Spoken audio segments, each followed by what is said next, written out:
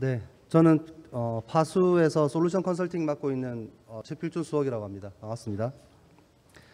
제가 오늘 설명드릴 내용은 2022년도 개인정보 비식별 처리 관련해서 변화되는 내용들이 무엇이 있고, 그리고 비식별 처리 관련해서 부족한 부분이 무엇이 있고, 그리고 추가적으로 우리가 더 조치해야 될 필요성이 있는 부분이 어떤 것이 있는지 좀 짚어보는 시간을 가져가도록 하겠습니다.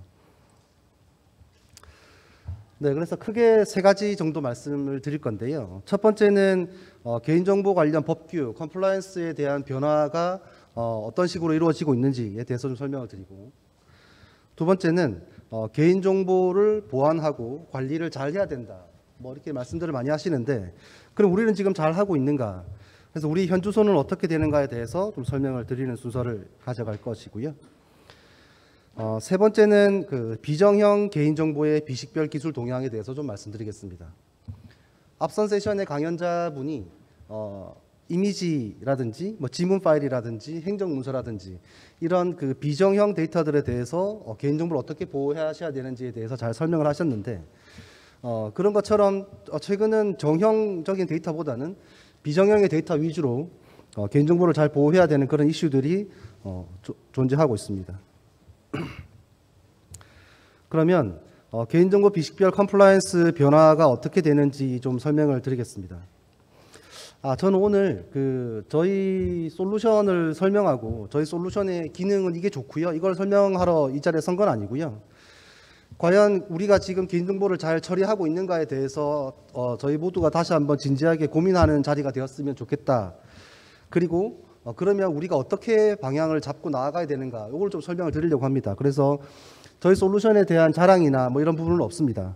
그래서 편하게 좀 들어주시면 좋을 것 같고요. 가명정보 처리 가이드라인이 개정이 되었습니다. 개보위에서 가명정보 처리 가이드라인을 주기적으로 개정하고 있는데, 작년 11월인가요? 그때 한번 개정이 되었고, 올해 4월에 또 개정이 되었습니다. 그래서 4월에 개정된 내용은 크게 세 가지가 바뀌었는데, 첫 번째는 가명 처리 적정성 검토 방법이 구체화되었습니다. 데이터 산법 개정에 따라서 개인정보를 가명 처리하면 상업적인 용도로 이제 활용할 수 있는 법적인 근거가 마련이 되었죠. 그러면서 이제 가명 처리 이후에 가명 처리 적정성 검토 절차에서 부적정인 경우가 나오게 되는 경우가 들어있게 되는데, 그러면 그 부적정인 게 나오게 되었을 때 어떤 식으로 처리를 해야 되는가, 그리고 그 적정이냐 부적정이냐를 심사하는 기준은 무엇인가, 이런 부분들을 조금 더 명확하게 가이드라인에 담게 되었습니다. 두 번째는 가명정보 결합 유형별로 반출 가능 정보가 좀 구체화되었던 부분이 있었는데요. 결합하지 않은 정보에 이용이 가능한 확대 결합, 이런 부분들이 좀 추가가 되었는데, 그 기존에 있던 확대 결합에서 어떤 부분이 반출로 활용 가능한 부분인지에 대해서 시각화해서 좀 명확하게 제시한 부분이 있습니다. 세 번째는 식별 위험성 검토 점검표 및 실무 서식 구체화 부분인데요. 가명 처리를 이제 내부적으로 운영을 하시면서 필요한 각종 서식이나 양식이나 절차 등이 있습니다. 그러면 그런 서식이나 절차 등은 자체적으로 하면 되는가에 대한 의문점이 항상 있었거든요.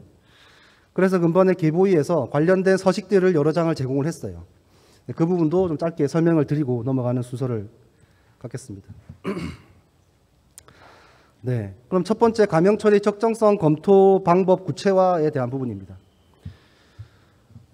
왼쪽 상단에 보이는 부분이 이제 작년 10월에 가명 처리 가이드라인이 개정된 4단계 내용이 되겠고요. 우측 상단에 있는 부분은 2022년 4월에 개정된 가명정보 처리 가이드라인이 5단계로 바뀐 부분이 있습니다. 단계가 바뀌었다고 해서 특별히 타스크가 바뀐 부분이 존재하지는 않습니다. 그러니까 위험성 검토가 2단계 내에 포함이 되어 있었는데 2단계로 별도로 나온 부분, 이 부분 때문에 5단계로 바뀐 것으로 보이고요. 그러면 4단계 적정성 검토 부분이 상당히 구체화해서 가이드를 제시하고 있는데, 첫 번째는 크게 6가지 절차를 거치다라고 되어 있습니다. 필요 서류, 목적 적합성, 그리고 식별 위험성에 대한 결과 적정성, 항목별 가명 처리 계획의 적정성, 그리고 가명 처리 결과에 대한 적정성, 처리 결과에 대한 목적 달성 가능성, 이 6가지 단계를 통해서 가명 처리한 데이터가 활용하기에 적정한지에 대한 검토를 하라고 가이드라인에서 명료하게 제시를 하고 있고요. 예를 들면 필요 서류 같은 경우는 이 필요 서류가 법이나 개보법이겠죠. 제도 이런 부분들의 목적에 맞게 작성이 되었는지에 대한 부분들을 검토하라고 되어 있습니다. 상세한 내용은 가명정보 처리 가이드라인을 보시면 되는데 그렇게 되었을 경우에 부적정이 되었을 때 어떤 자료를 보완 조치해야 되고 어떤 부분을 재점검해야 되는지 이런 부분들에 대해서 부적정 시 조치 사항이 있다라고 보시면 될 것 같습니다. 가명 처리 관련된 제품 운영이나 프로세스 운영을 하시면 가장 문제되는 부분이 그거죠. 심사위원이 평가를 하고 평가가 적정한지 적정하지 않은지에 대해서 어떤 기준을 가져가셔야 되는데 이거는 솔루션 업체라든지 혹은 도입 고객사라든지 이런 부분들이 어떤 기준을 가져가기가 상당히 애매한 부분들이 있습니다. 어떤 기준으로 평가를 해야 이게 적정한 건지에 대해서 모호했던 부분들이 있죠. 그 부분을 이 6가지 항목으로 점검을 하시고 이 점검에 대한 서식 또한 별도로 제공을 하고 있습니다. 그래서 기존보다 평가 절차들이 조금 더 명확해졌다라고 보시면 될 것 같고요. 두 번째는 결합 유형별 반출 가능 정보 구체화 부분입니다.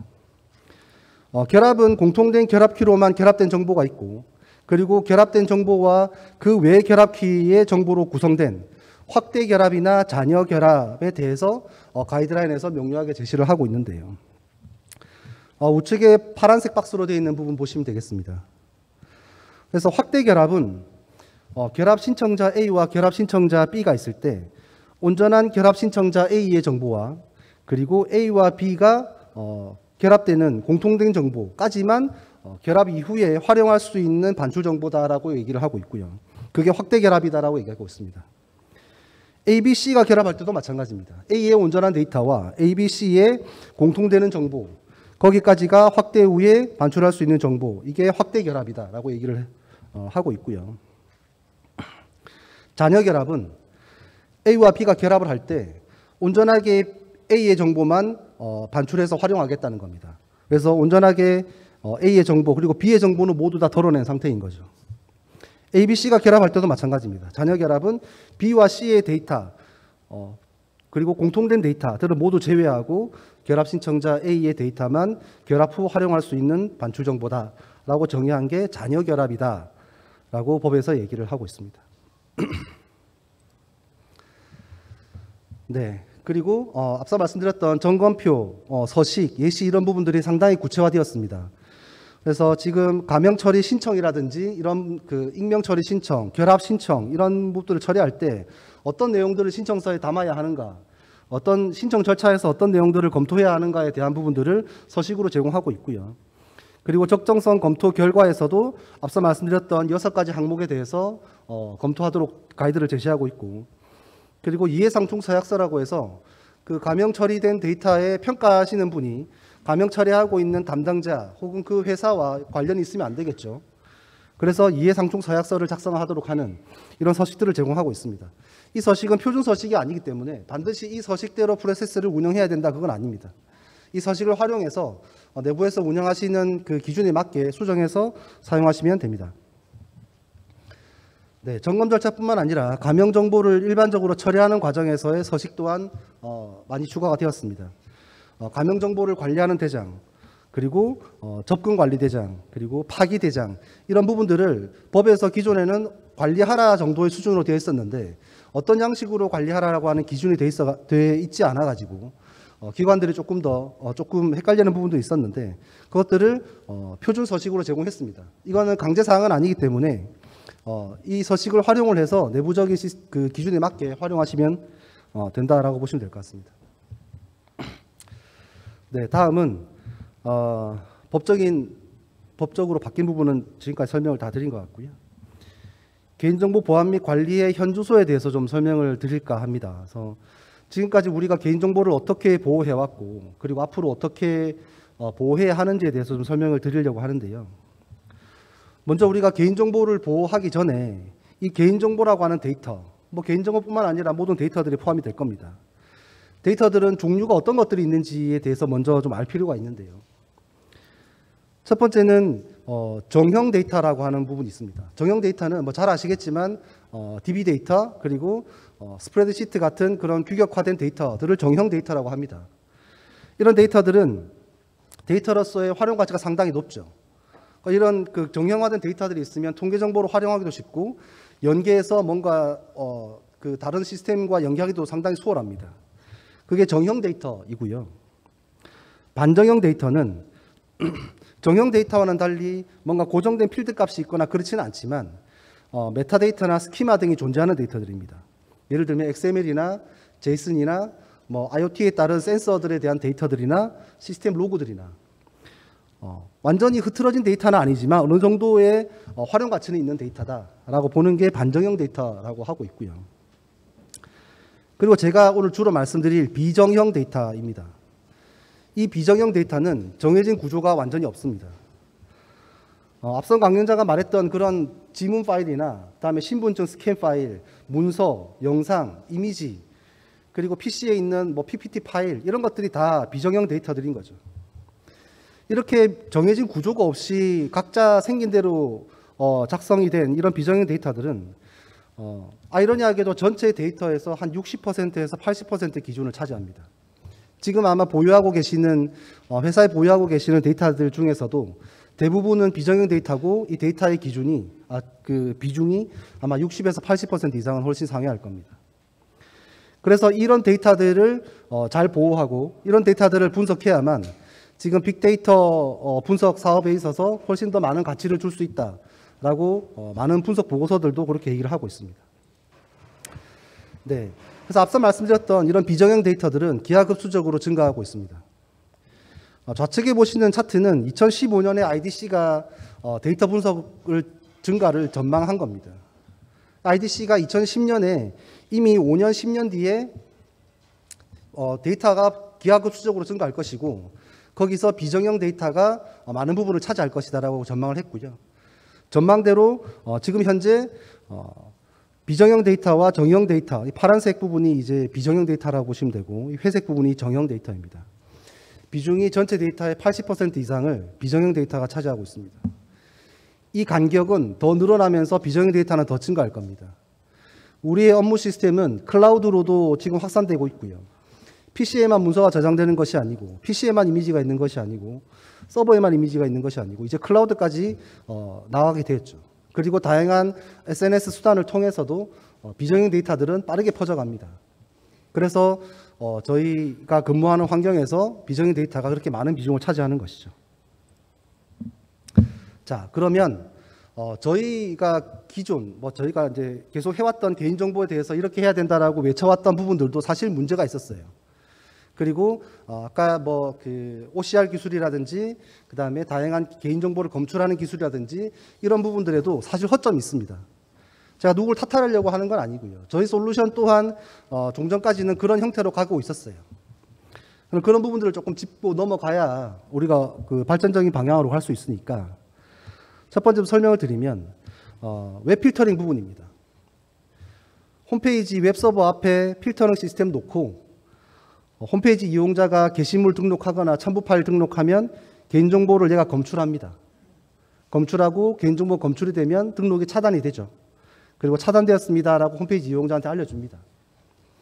이렇게만 잘 되면 다행인데 꼭 개인정보를 탐지 못하고 그냥 홈페이지 서버에 등록되는 경우가 허다하게 존재를 합니다. 왜 존재하는지는 좀 뒤에서 좀 설명을 드리려고 하고요. 다음은 개인정보 보호 솔루션입니다. 저희도 관련된 솔루션이 있습니다. 이 개인정보 보호 솔루션은 에이전트의 역할이 상당히 큽니다. 이 에이전트가 PC에 있는 문서들을 검출하고 PC에 있는 비정형 데이터들을 검출을 해서 개인정보가 있으면 암호화하고 개인정보가 없으면 패스합니다. 법에서 그렇게 하라고 되어 있으니까요. 그리고 파일 서버도 마찬가지죠. 시스템에 있는 문서들도 다 개인정보를 검출하고 암호화합니다. 하지만 이렇게 암호화하지 않은 문서, 암호화할 수 없는 문서가 존재를 하게 되는 거죠. 얘들은 사용자의 실수나 외부 해킹에 의해서 유출 위험이 항상 존재를 하게 되는 겁니다. 반면에 이런 DBMS에 있는 DBMS에 기록된 개인정보들은 반면 아주 잘 찾습니다.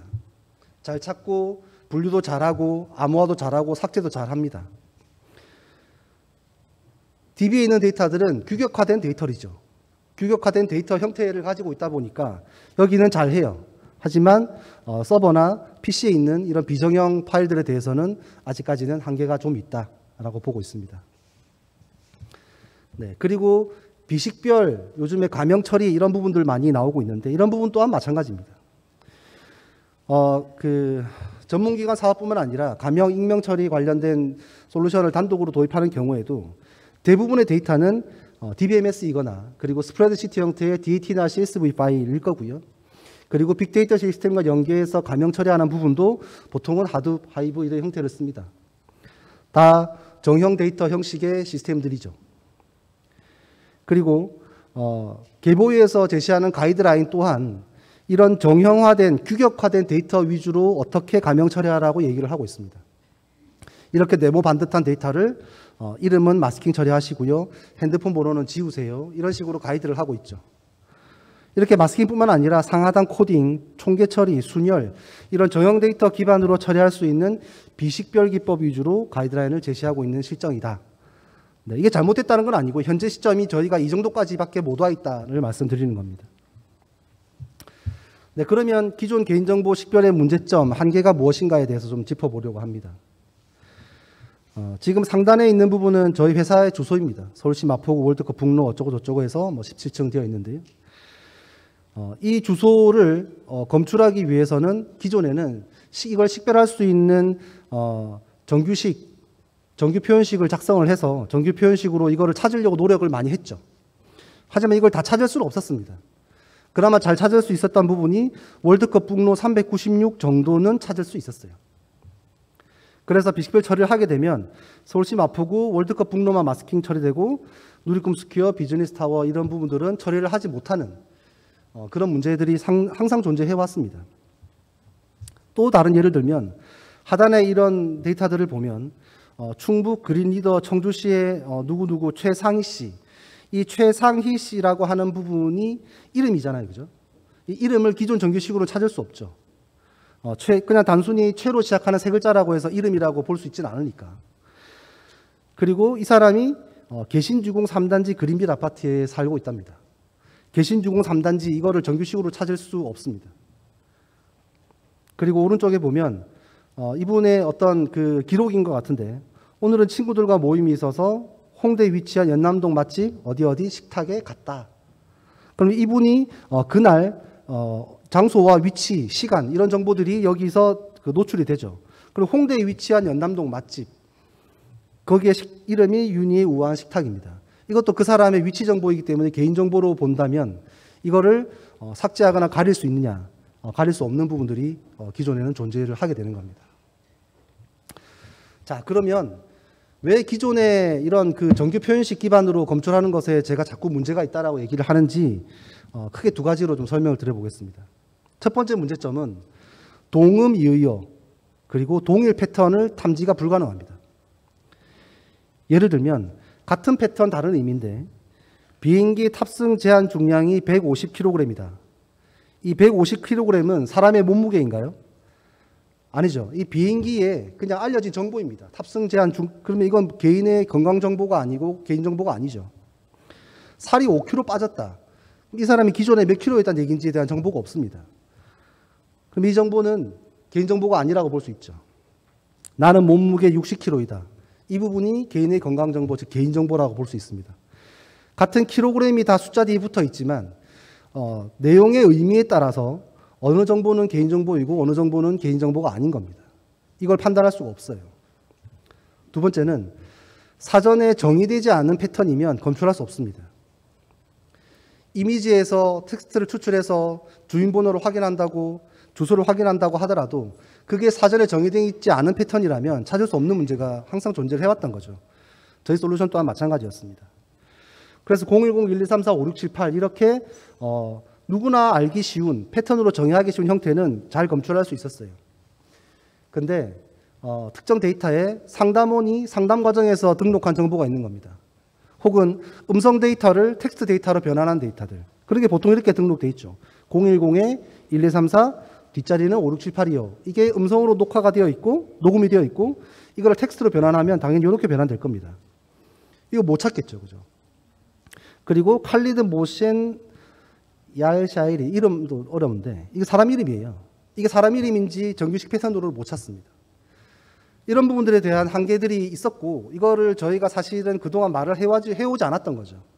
그래서 이 한계를 반드시 인식을 하고 이거를 타개할 수 있는 방법을 찾아가야 합니다.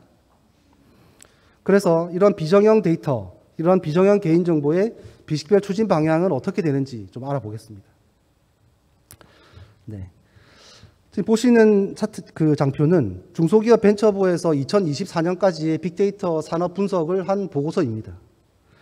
사실은 이런 비정형 데이터, 정의되지 않은 그런 그 내용들은 기존에도 많은 분석 과정들과 연구 과정들은 있었어요. 그게 이제 활성화된 게 얼마 되지 않았을 뿐입니다.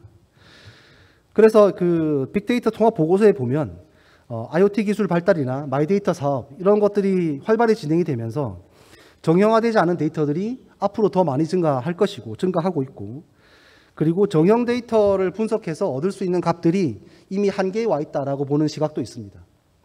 정형 데이터들을 아무리 잘 분석해봤자 전 국민의 주소, 이름, 건강 이런 데이터들은 이미 분석 환경으로 다 넘어와 있어요. 그러면 그 이외에 이 이외에 더 부가적인 가치를 얻으려면 이런 비정형 데이터들을 분석을 해서 빅데이터 산업이 더 발전할 수 있는 그런 발판을 마련해야 된다라고 보고서에 얘기를 하고 있고요. 그래서 관련된 기술들을 진행하고 있습니다. 각 학교라든지 그리고 전문 기업에서 관련된 비정형 데이터에 대한 기술들을 많이 연구하고 있고요. 저희 파수 또한 비정형 데이터에 대해서 어떻게 보호할 것인가에 대해서도 계속 연구를 하고 있습니다. 그리고 중소기업 벤처부에서 정기적으로 한 10대 핵심 기술을 정리를 합니다. 대한민국의 핵심 기술. 그 대한민국의 핵심 기술 10개 정도를 정의하는데 거기에 이런 비정형 데이터, 자연어 처리 이런 부분들에 대한 기술이 핵심 기술이다라고 얘기를 하고 있고, 이게 당연히 데이터 산업에서는 핵심 기술이 될 수밖에 없습니다. 네, 그래서 제 생각과 일치하게 보고서에서도 그렇게 얘기를 하고 있고요. 그러면 비정형 데이터 개인정보는 어떻게 비식별 처리해야 하는가에 대해서 좀 설명을 드리면, 자연의 법칙을 컴퓨터로 모사한 모델, 즉 랭귀지 모델이 필요합니다. 이 랭귀지 모델이라고 하는 거는 가장 유명한 거는 그 트랜스포머라고 하는 랭귀지 모델이 있습니다. 이 랭귀지 모델을 통해서 주어진 단어들 간의 의미를 파악을 하고 이 주어진 단어 다음에 오는 단어들에 대한 의미를 해석하는 그런 부분들이 가능해지는 겁니다. 그래서 이 트랜스포머라고 하는 랭귀지 모델이 나오고 난 뒤에 버트라든지 GPT라든지 메가트론이라든지 이런 다양한 언어 모델들이 탄생하기 시작했습니다. 이렇게 자꾸 언어 모델들이 탄생을 하는 과정을 지켜보니까 언어 모델들이 점점 커지고 있습니다. 언어 모델들이 가지고 있는 정보들이 커짐에 따라서 의미를 해석하는 능력이 컴퓨터가 더 뛰어나지는 겁니다. 그래서 랭귀지 모델이 커지면 이런 비정형 데이터를 해석하는 기술 또한 커지겠구나라고 일각에서는 이미 그렇게 판단을 하고 랭귀지 모델을 키우는 작업들을 많이 하고 있고요. 우측은 이제 트랜스포머의 일반적인 기술에 대한 내용인데 이렇게 어절들을 자릅니다. 어절들을 잘라서 이걸 토큰 단위로 만들어서 토큰 단위로 이 어절끼리 학습을 하게 되는 거죠.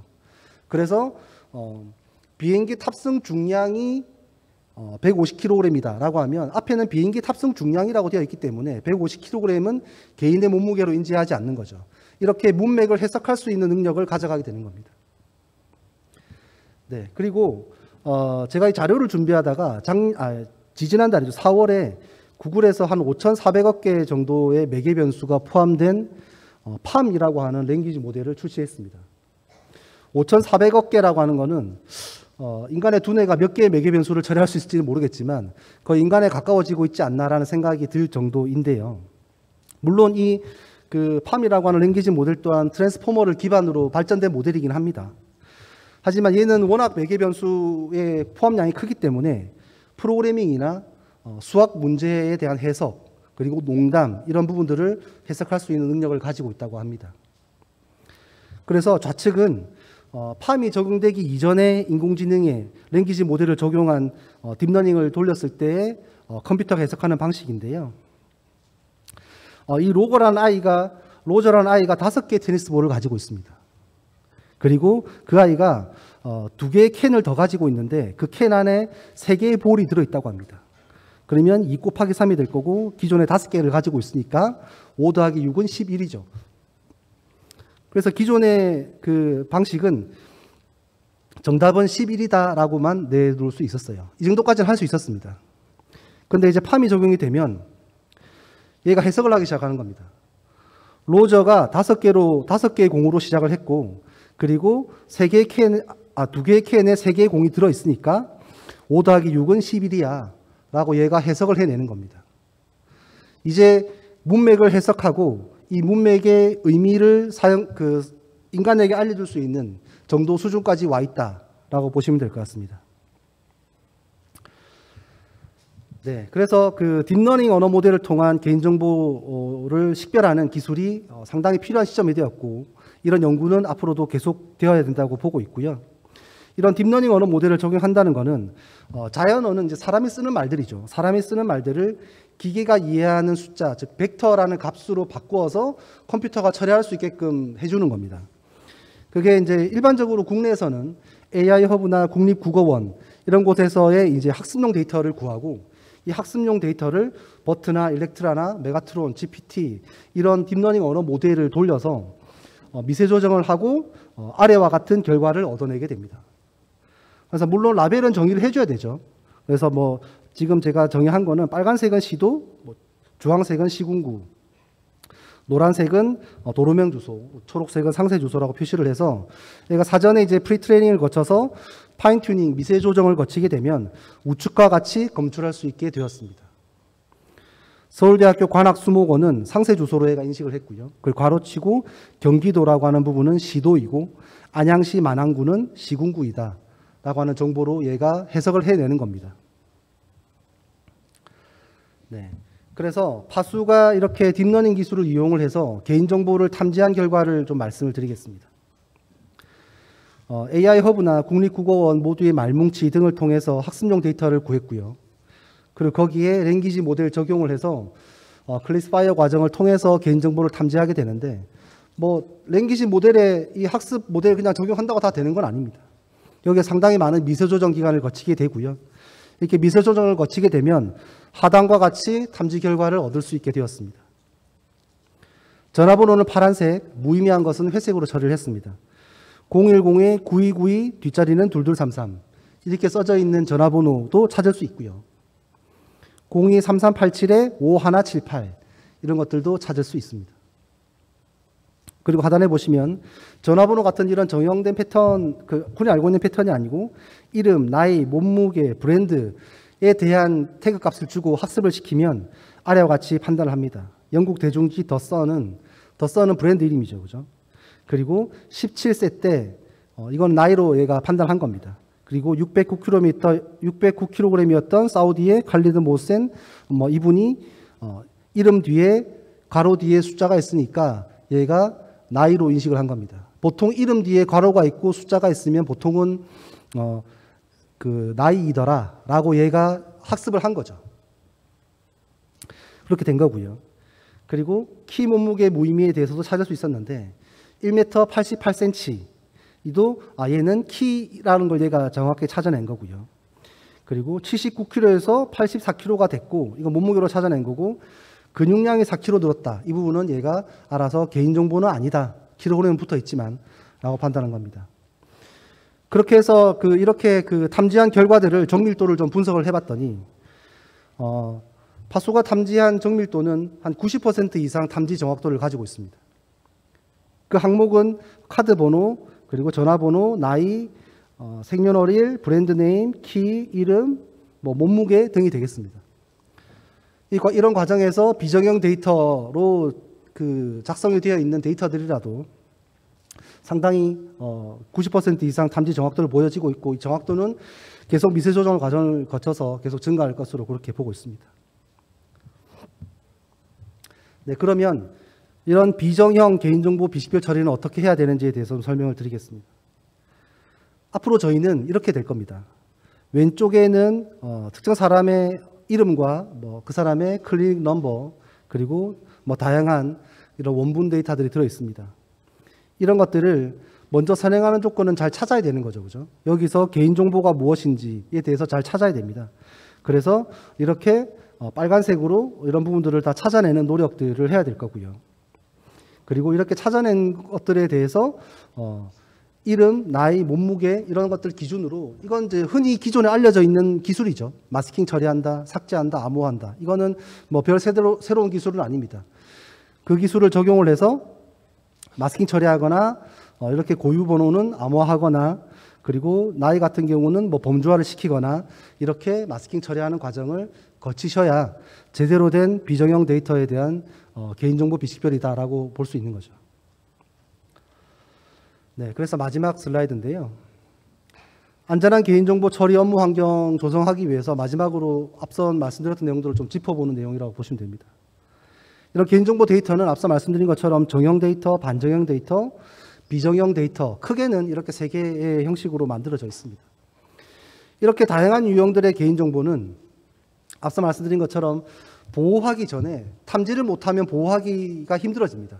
그래서 탐지를 잘하기 위해서는 언어 모델과 딥러닝 기술, 이런 최신의 기술들을 적용을 해서 개인정보를 탐지하는 노력이 필요하고요. 그 이후에는 기존에 잘 알려져 있는 마스킹이나 암호화나 범주화나 라운딩 이런 걸 처리하시면 됩니다. 잘 찾고 그 다음에 잘 보호해야 되는 거죠.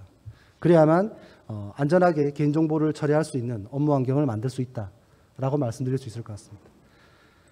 네, 이상 발표를 마치겠습니다. 들어주셔서 감사합니다.